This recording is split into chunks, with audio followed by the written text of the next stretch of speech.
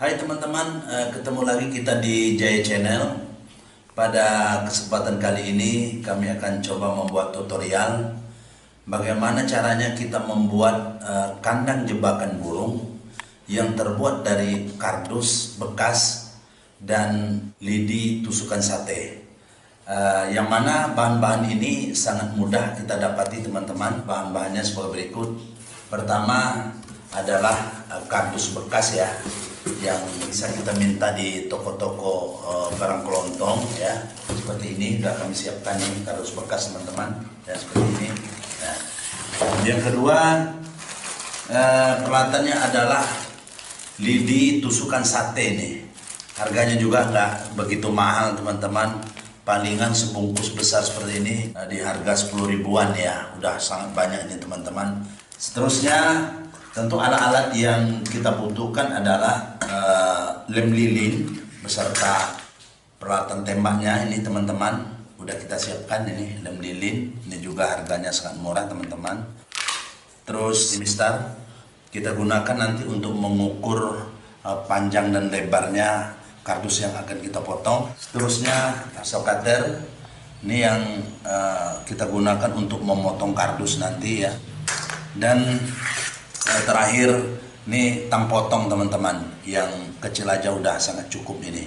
Ini gunanya untuk memotong lidi tusukan sate nantinya.